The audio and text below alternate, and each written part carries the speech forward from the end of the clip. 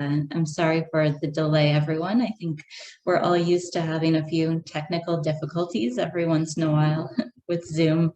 My name is Sarah Case, and I'm a Senior Program Manager with the International Coalition of Sites of Conscience. Thank you very much for joining us today for this virtual exchange on supporting civil society organizations in digital archiving. This event, as you can see, is being organized by the Global Initiative for Justice, Truth, and Reconciliation, or the GIJTR for short. And this particular project is being implemented by 5 different GIJTR partner organizations. One of them is the Humanitarian Law Center based in Serbia, whom my colleague Božidar is associated with. It's also being organized by the Public International Law and Policy Group, or PILPG, based in DC, as well as the Forensic Anthropology Foundation of Guatemala, or FAFG, based in Guatemala, the Documentation Center of Cambodia, or DCCAM, based in Cambodia, and of course the International Coalition of Sites of Conscience, or ICSC, whose offices are in New York. So on behalf of all of the partners, I'd like to welcome you and thank you very much for joining us for today's exchange. The goals of this particular project have been to identify gaps in existing resources and knowledge products in relation to digital archiving, and to assess the needs of civil society organizations and other key stakeholders in relation to digital archiving capacity building in countries emerging from conflict or periods of authoritarian rule. The goals are to expand existing knowledge on digital archiving by identifying best practices and practical strategies currently being implemented by civil society organizations, survivor groups, and community organizations in support of transitional justice processes. And thirdly, to offer opportunities for exchange and relationship building between civil society organizations across diverse contexts on the use of digital archives and databases to advance transitional justice processes.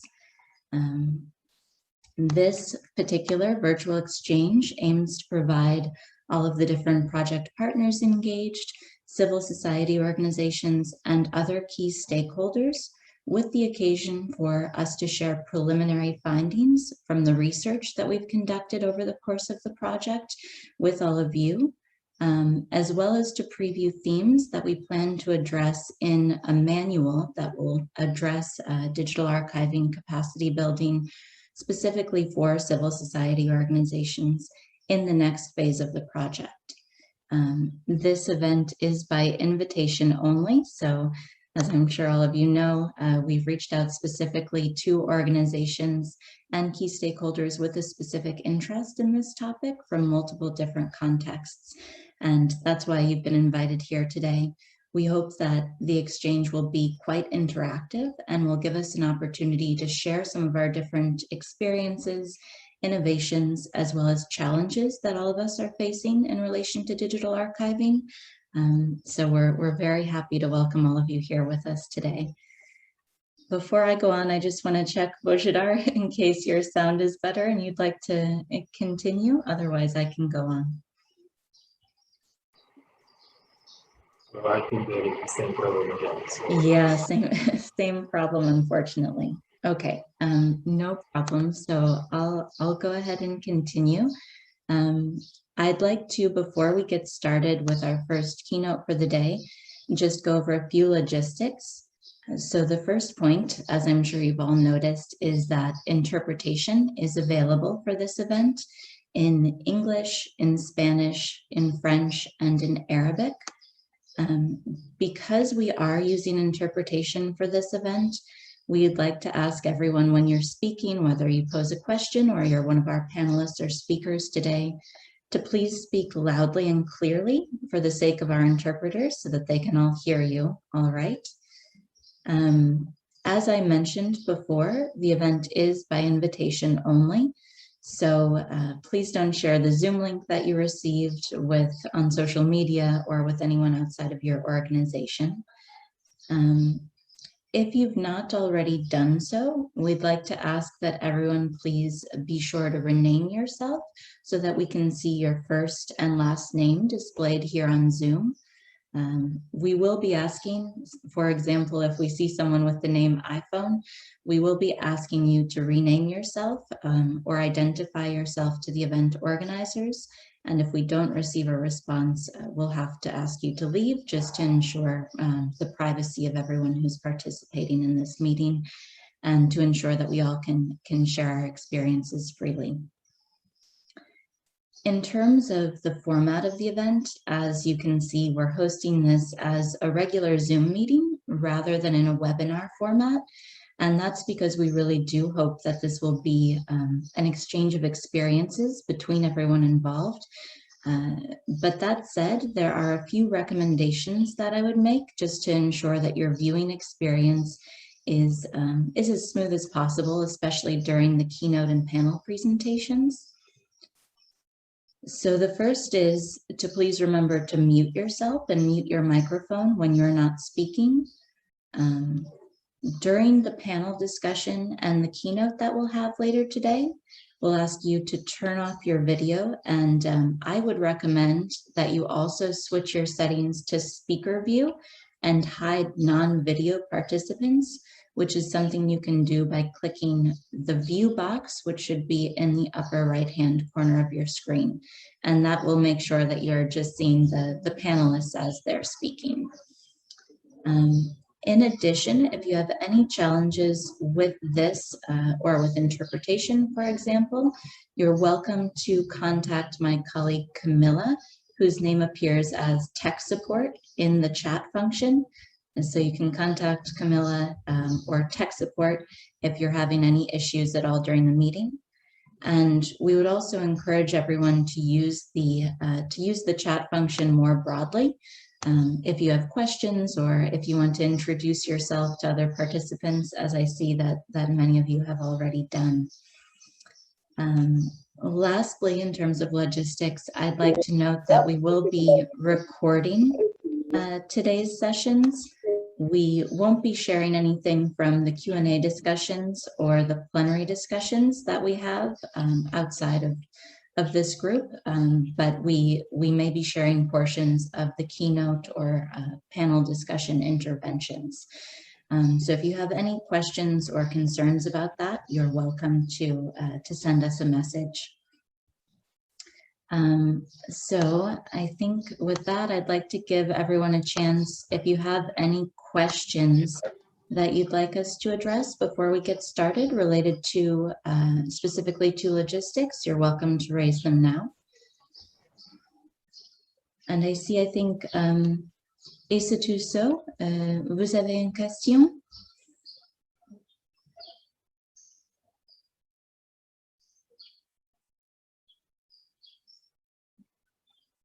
I'm afraid, yeah, Issa, I'm afraid we can't hear you. It looks like your audio may not be connected.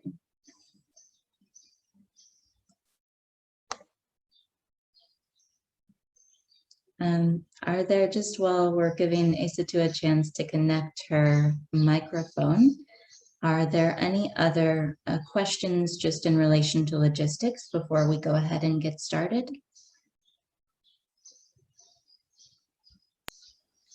Bon, sur l'image, elle n'arrive pas à avoir son micro. Bon, son micro n'apparaît pas quoi, sur les images. Maintenant, son nom, il s'agit de rectifier son nom. Au lieu de SOW, c'est SOW, S-O-W. S'il vous plaît. Je ne sais pas si je me suis fait comprendre. Oui, merci, Suleiman. I just changed her name to Issa, so that is all fixed now.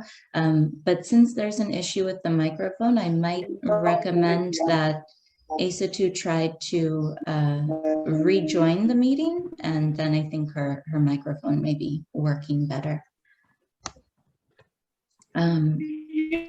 But if there are no other questions, I'll just give one last call for questions related to logistics, and then we'll get started.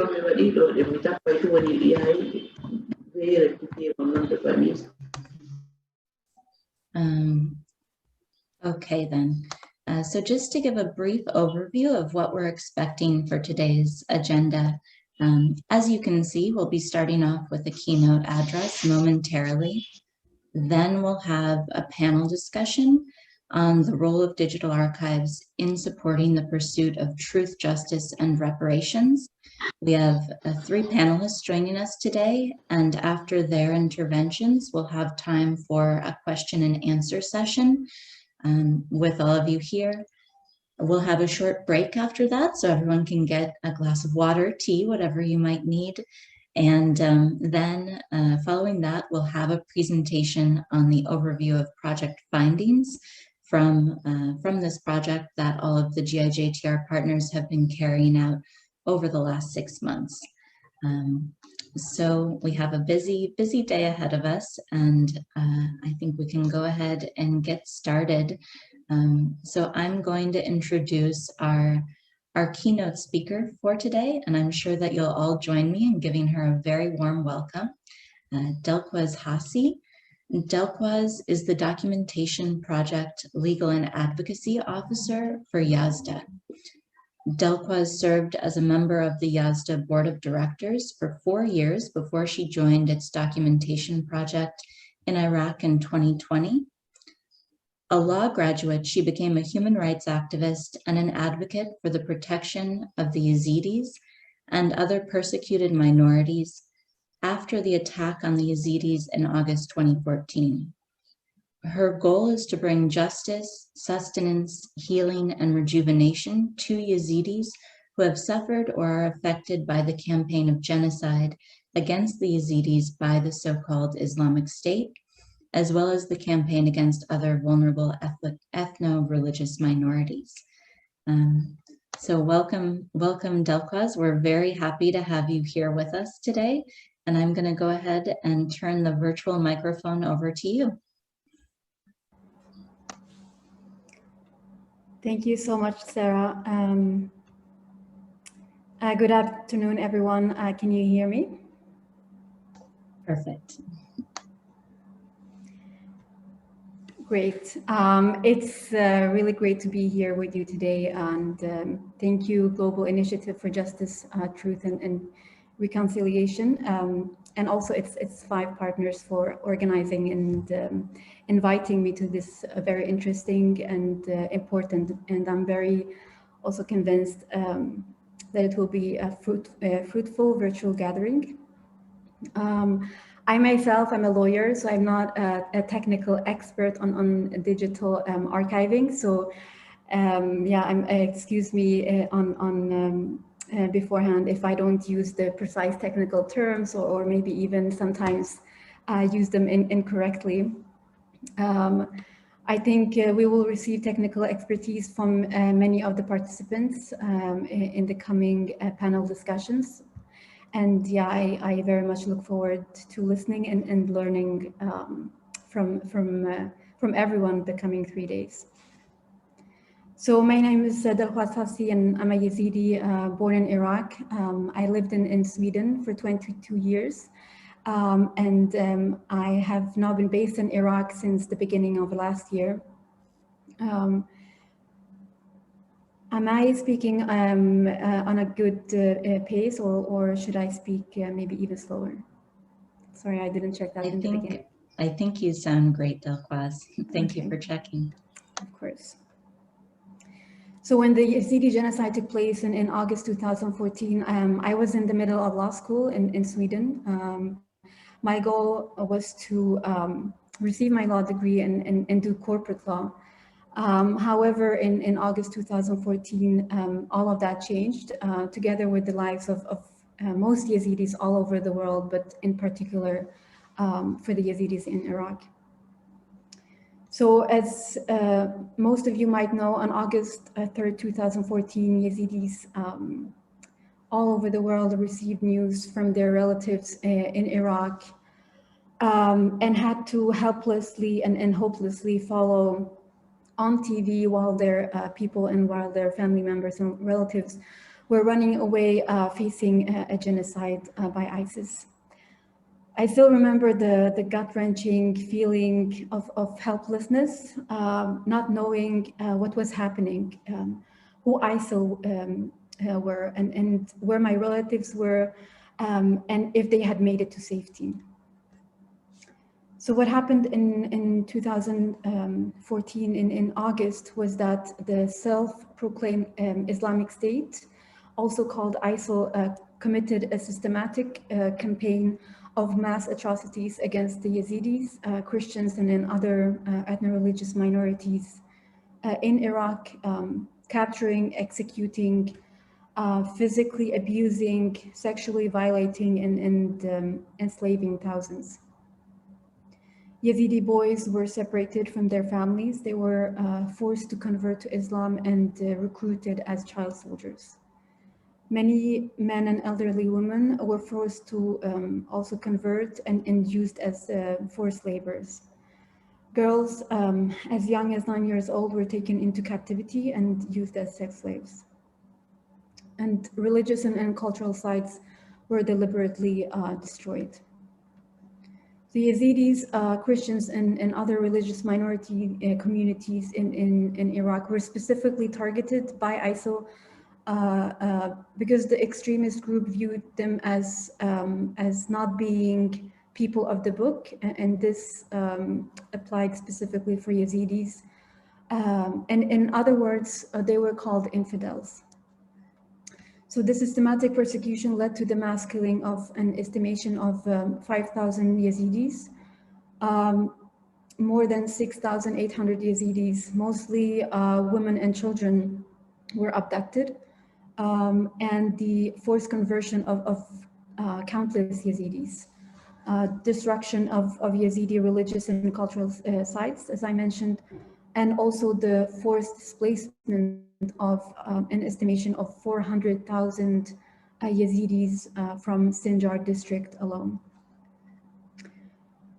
And now, almost 7 years after the genocide, there are still important issues for survivors, and this includes a lack of security, a lack of justice and accountability, little or to no economic recovery, an absence of any comprehensive reparation programs, and poor and infeasible processes for returns to people's home areas.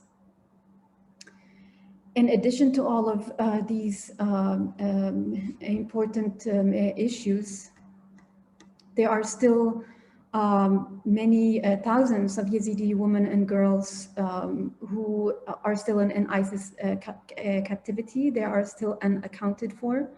And there is no real will to try to find these thousands of women and girls. The ones who have returned, they find very little support, and because of a lack of any comprehensive reparations program, and also any basic services. Today, over 70% of the Yazidis and other also other ethnic religious minorities populations continue to live in IDP camps with no real prospect of returning to their home areas in the near future. So Yazda is a global Yazidi organization. It was established in the aftermath of ISIL attacks in Sinjar. The establishment of Yazda really started as a cry for help from a group of Yazidi activists living in US, so that help would be sent to the more than 250,000 Yazidis who fled up to Mount Sinjar, and they were stuck there under unbearable heat without any food and water.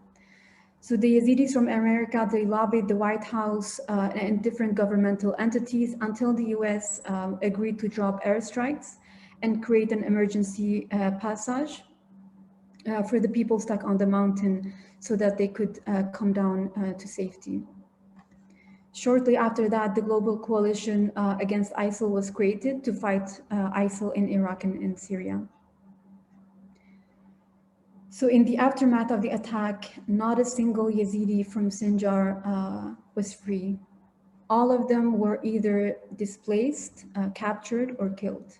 The ones who fled and were displaced fled to either Syria, Turkey, or other neighboring countries, but most of them fled to the Kurdistan region of Iraq. So Yazda founders realized that they had to do more than just advocating for and providing emergency humanitarian support. And this is when the activists, soon-to-be founders, established Yazda as a nonprofit organization. So in the beginning, Yazda was only supplying basic needs. For example, trying to find food or water, clothes or medicine, covers, blankets, that the displaced people needed at that time. But over time, Yazda started to grow and operate its own projects. And right now, Yazda has more than 130 employees in Iraq working on several different projects. So one of the bigger projects is supporting survivors from ISIL captivity. We are having a holistic approach, helping them with the psychosocial support, livelihood, and education. And today, Yazda is registered also in other countries like US, UK, Sweden, Germany, and Australia. So in addition to the humanitarian help in Iraq, we have the legal documentation project, which I am a part of. So this project was created when survivors started to come back from captivity by the end of 2014 and beginning of 2015. The first reason why this project was established was that survivors, when they came back, they wanted to talk. They wanted to share their stories from their time in captivity. So what Yazda did at that time was to buy a camera and started to record these stories. Another reason is that the genocide against Yazidis in 2014 was not, it was not the first one, but the 74th genocidal attacks against Yazidis, against the Yazidi community. And the previous genocidal attacks were not documented, sorry. So we don't have much information about what happened. For instance, during the Armenian genocide, during the Ottoman Empire, a lot of Yazidis were killed as well, but because it was not documented and not much was written about it, it's sort of forgotten. So Yazda wanted to avoid this situation with ISIL. So we started to record the stories in order to build also a historic archive and to keep a trace if the survivors would agree to also share with the researchers, libraries, museums, etc. But in 2016, when Yazda also made connections with Amal Clooney and her chambers and the former ICC prosecutor, Luis Ocampo, the work started to become more legal as well, simply because we also realized that all the information that we were gathering could really be helpful to prosecute ISIL for their crimes. And in order to pursue this, we started to be more organized and systematic in our data collection efforts. So the documentation team was trained by legal experts such as the IICI, JRR. So JRR is Justice Rapid Response. It's an organization that deploys legal experts. Yeah, so this is something that we have been provided with over several different occasions over the past 3-4 years by specifically JRR. Yes, and we also started to to put in place SOPs, so written standard operating procedures, with the help of these experts. So the work became more and more legal oriented, but we still kept the cultural aspect of our work. The project has now 3 different pillars. So it's to build a cultural archive. It's to do advocacy work, but also legal work. So far, since 2015, we have collected around 2,100 survivor statements. We have documented over 60 mass graves and kill sites, and also documented 24 destroyed Yazidi temples. So to give you a better understanding of how we are working in documenting these gross human rights violations, I will try to be short, but yeah, if please someone can let me know if I'm going over time, just yeah, give me a sign, and I will try to maybe shorten it. So we're taking testimonies from survivors, so Yazidi female and male, who were held in ISIL captivity, that came back from captivity, and we record the statements. And but before we do this, before we conduct the interviews, we have 2 MHPSS staff members, so mental health, psychosocial support staff members, who make an assessment with the victims to evaluate and see if the victim is mentally ready to be interviewed, and if there is a risk of re-traumatization, for example.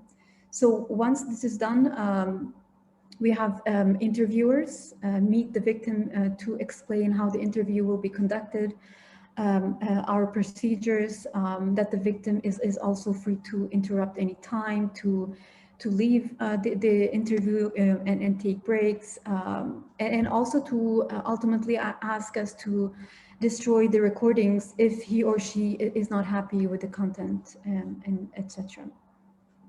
So we apply a survivor-centered approach in all our work when dealing with survivors. This means that throughout the process, we try to empower survivors by prioritizing their needs and their rights and also wishes.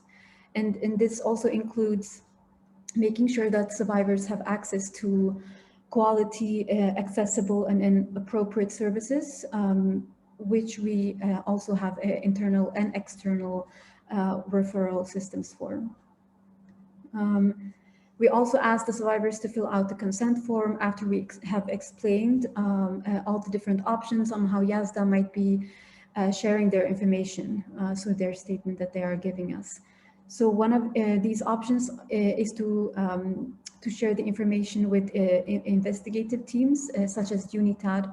So Unitad was established by the Security Council in 2018 to specifically investigate ISIL crimes in Iraq, and also national prosecutors in order to support their investigations. So we have a formal agreement in place for Unitad, and we are sharing the data that we are collecting. So once the consent form is explained and to the victim, and he or she decides to move forward or not, we start to conduct the interview in our office. So the documentation project has its own office separated from the rest of Yazda's projects. The reason for this is to keep confidentiality and also make the survivors more comfortable by avoiding having a lot of people present at the office at the same time. So we have built a specific interview room in this office, which is isolated, and we make it as comfortable as possible.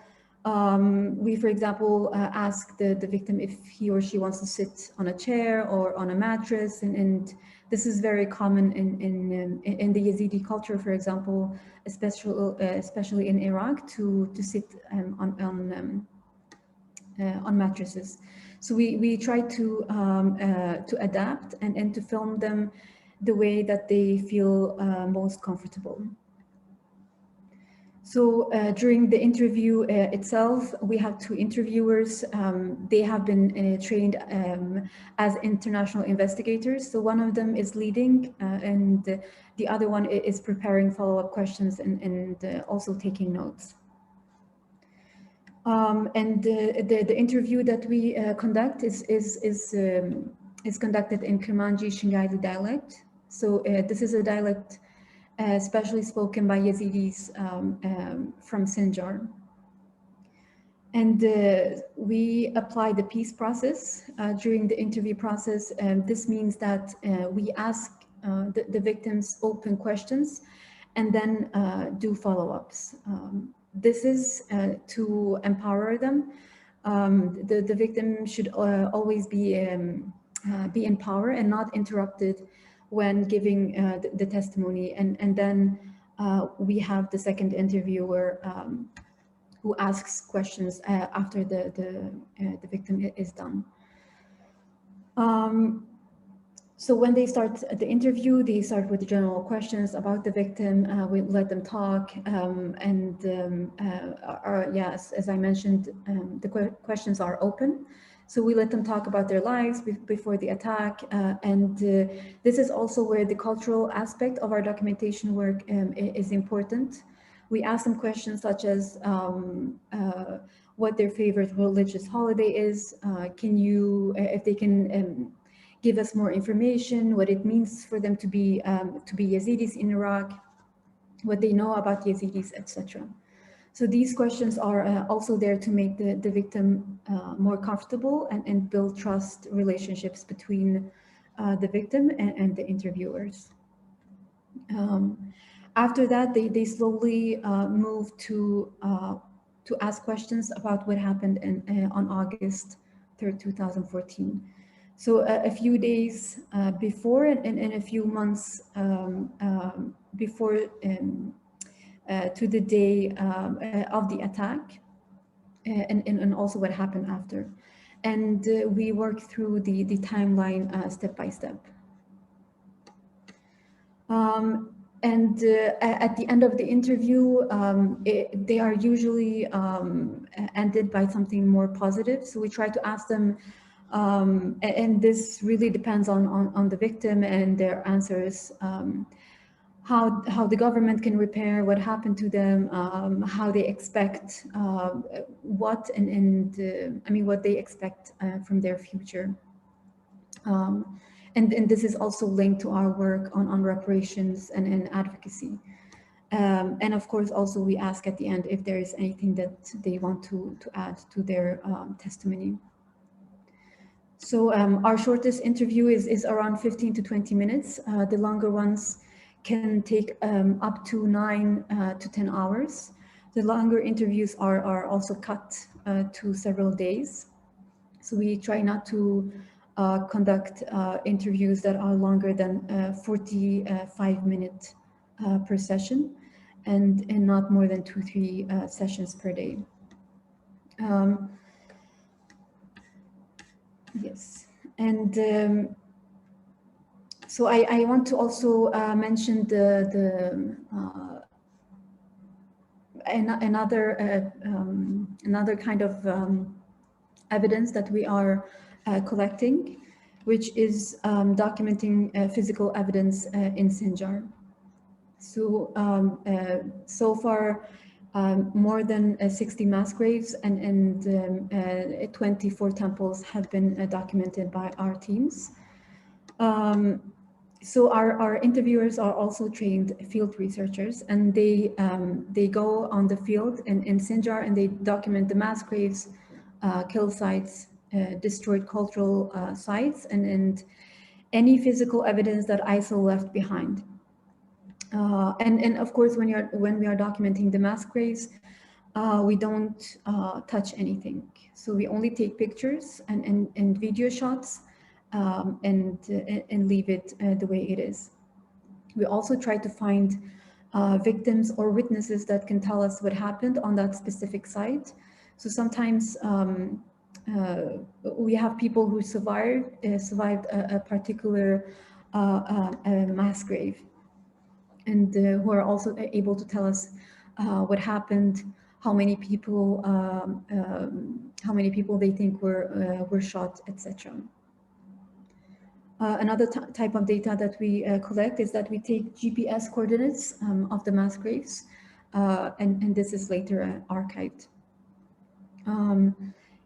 So Yazda has published 2 reports on this work, on its work gathering physical evidence on the mass graves. One was published in 2016 and one in 2018.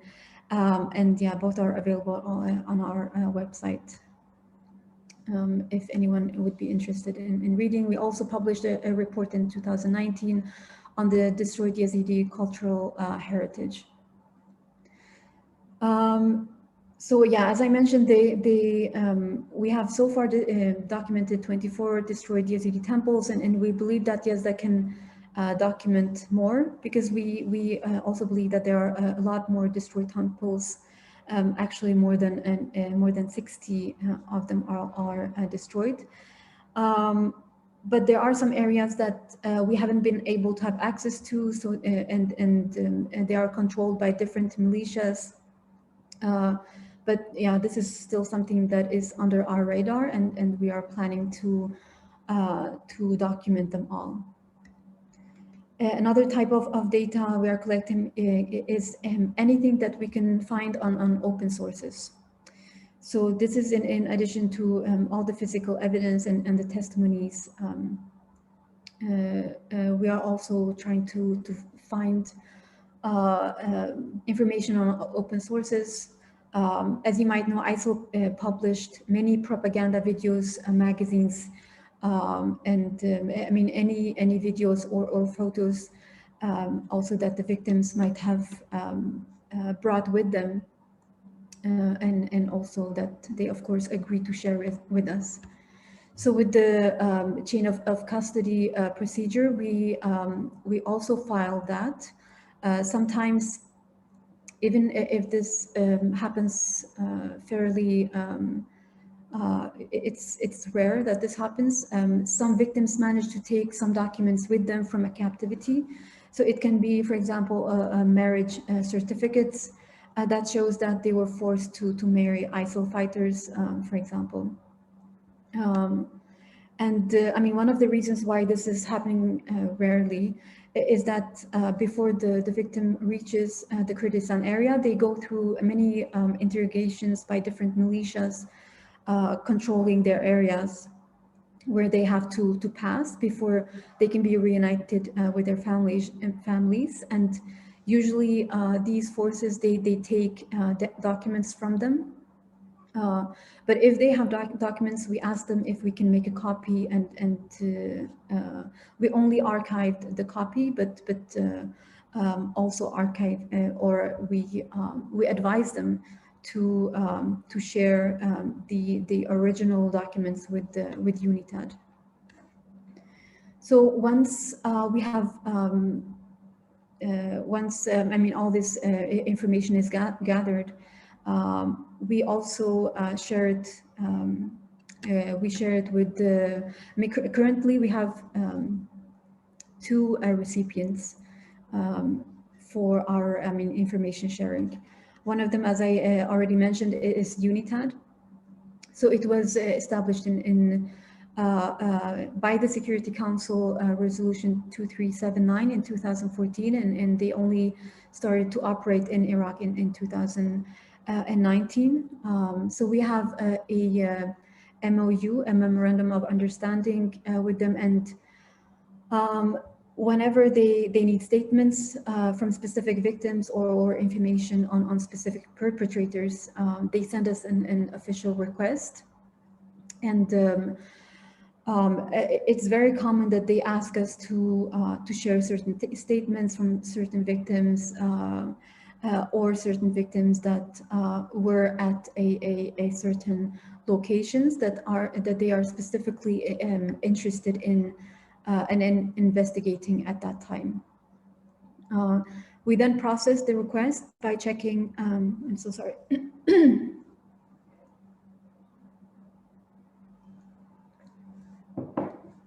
So we process these requests by checking if we have this information, and in that case, even if we already have the consent, we always go back to the victim, and we explain to them what Unitad is. We ask if it, and we also ask them if it's okay to share testimonies with Unitad, and if they give the consent, we then share it. So, and Unitad is also very much interested in our physical evidence and the mass graves that we have documented, and then also destroyed religious sites. And this is simply because they don't have the access, or they don't have simple access to Sinjar.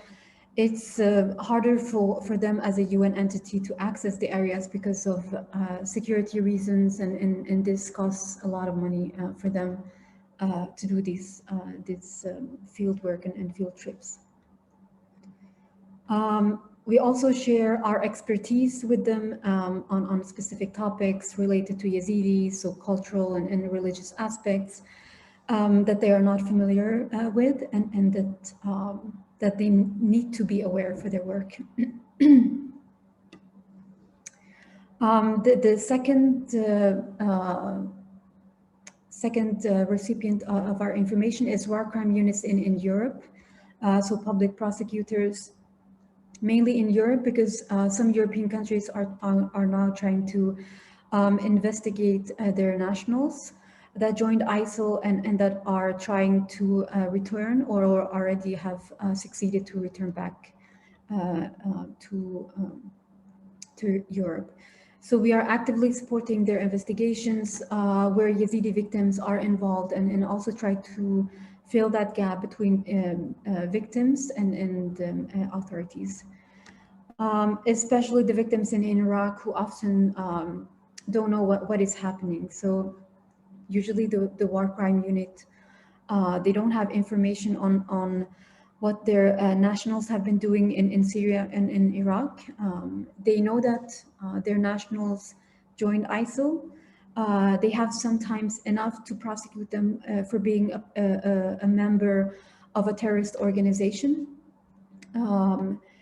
And for looting properties, but for atrocity crimes such as the ones that they committed against the Yazidis, I mean genocide, crimes against humanity, and war crimes, they don't have enough evidence or also the permission to go to Iraq and to investigate, because there's simply no judicial cooperation between their countries and Iraq. So this is where Yazda is able to fill a gap, to support them and provide them with what they need. When it comes to these legal cases, we have a couple of success stories where we were able to provide war crime units with the crucial evidence. So one of the European countries that we are actively working with and in providing with information and evidence is Germany. So in Germany, there are now several different ongoing legal cases against alleged ISIL members. So one of the cases is a case called Jennifer W. So Yazda managed to identify the mother of a child that was killed by ISIL, and I mean this was a very crucial to this case.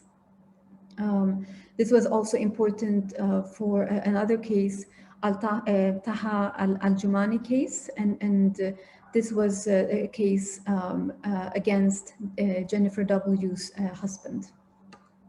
We have also other ongoing legal cases in Germany. I will not go into details. I also just want to mention another, I think it's the fourth or fifth ongoing legal case in Germany. It's the first legal case where an ISIS member is put on trial for the crime of genocide against the Yazidis. So this is the first ongoing case, and I mean it never happened. So this is the first one. So when we are supporting and sharing information with Unitad and with the war crime units, we are applying two methods. We check our data and we actively share information that we gathered if we have the consent. We're also monitoring media and because sometimes the war crime units are not able to share information with us about their investigations because their investigations are confidential. So in that case, we actively try to monitor the news, which many times is very challenging, and it's still a capacity gap for us because, yeah, I mean, we simply don't have that capacity to also monitor open source channels. So we're only sharing our data with war crime units outside of Iraq and also Unitad at the moment, since there is currently no legal framework to prosecute ISIL for their crimes of genocide, crimes against humanity, and war crimes in Iraq. And so far, Iraq has only been trying them for membership in a terrorist organization. As I have previously mentioned, so we are collecting witness testimonies with video recording, transcription of these video recorded testimonies, photos, GPS coordinates, and also some physical evidence. But up until now, we have been storing all of these data in hard disks. So, and these hard disks are kept safe. We also have copies of these in a different location. But with this amount of data that we have been that we have managed to collect since 2015, this is not a sustainable solution. We have reached a point where it's not possible to, for example, use Excel spreadsheets and storing our data in physical form for two main reasons. For two main reasons. One, I mean, it's not safe enough. The risk of losing the data is too high, and we're not able to have a good also overview of our data and analyze it. We can only search manually, which is too time consuming, and many times it gives inaccurate results. For example, when we receive requests from European war crime units, they provide us with entries to search in our data. But we have to go back and really search manually in all the data that we have. So this is really slowing down our process of these requests. So since the beginning of our work in 2015 and then until now, we have not been able to set up a database, or we have not been able to prioritize the need of setting up a database, simply because the project has been facing many challenges throughout the years. One of them being the lack of funding, building our team's capacity to document, to collect evidence according to international standards, and the lack of also expertise and capacity and resources to also centralize the data and and secure it long term. But having done that work for more than 6 years, we are at least familiar with our needs and gaps, but we also realized and recognized that we don't have the... Sorry, am I going over time? No, please go ahead. Okay. We are familiar with our needs and gaps, but we also realize and we recognize that we don't have the expertise to fill those gaps. So to be able to start a process and set up a database, we had a lot of questions.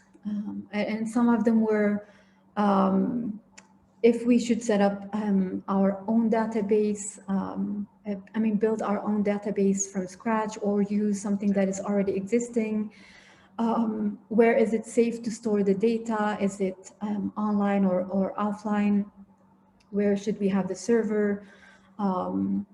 Because also working towards European countries, data protection laws are and GDPR is very much necessary to take into consideration when being in a process and setting up the database. So we initially thought that it would be easy to set up this database if we only had funding. But this was quickly changed. We quickly changed that mindset. We realized that we didn't have the expertise to build a safe and also sustainable database that would meet our needs long term and also accurately answer the affirmation questions. So now for more than a year, we've been in contacts and having discussions with several different companies, which provide ready databases to be used, or also some of them offer setting up a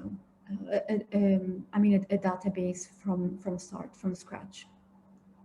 So we have really we have taken the time to see what is on the market, what are the needs, what our needs are, and also how we want the database to look like, to then make an informed decision. So to do that, we seek help from several actors, and we involve many of our internal departments. We now, for example, have a SCADN, which is a pro bono law firm advising us on data protection. We have our legal team led by Amal Kouni advising us, and also 2 external technical advisors who advises us on security, IT, servers, etc. And one of the main actors that we have been discussing with and also working with is SJAC. So it's the Syria Justice and Accountability Center. And SJAC provides database software called Bayanat, which is open source and available to, amongst others, human rights organizations. And they also provide capacity building for human rights organizations, which are documenting human rights violations. So we are now in the finalizing stage to choose one of these partners and to have the database set up in the very near future, hopefully. And in preparation for this, our team is sorting out, codifying and cataloging our data. So for us, the next steps are to build also the capacity of our team to enter all this data that we have once the database is set up, and also how to maintain the database, and our legal team would then be able to start analyzing the data and build legal cases. So in conclusion, I would like to share with you some of our lessons learned. There are many along the way. So although we were, although we are in the finalizing stage of setting up a database, this has not been an easy or a quick process. One thing that we have learned is that we have come to understand the complexity of our work, our needs, and that we don't have the expertise or the capacity to do everything ourselves. And we learned to network and to ask for help amongst active actors in the same field. So through our partners, we were many times connected to other actors who were willing to help us. And this is how we came in contact with the SJAC, for example. Another lessons learned and a recommendation I would say is that NGOs or activists who want to document human rights violations, there needs to be, they need to have a plan on how to do this, on how the data or the evidence should be collected, archived, digitized, long term. And I'm also saying this having in mind that that this kind of work is often conducted in emergency situations. So this is not always possible, but if it's possible to try to have a plan on how this work should be conducted. So once we have the database set up, we will be able to centralize all our data, to also see our gaps in our documentation and in evidence collection. We will be able to effectively process requests from war crime units, and not only, but also initiate them and build legal case files. So up until now, we have only been able to, in terms of legal work, only support war crime unit investigations by processing their requests for information. But once we have the database set up, our legal team will be able to actually analyze the data that we have and create legal case files.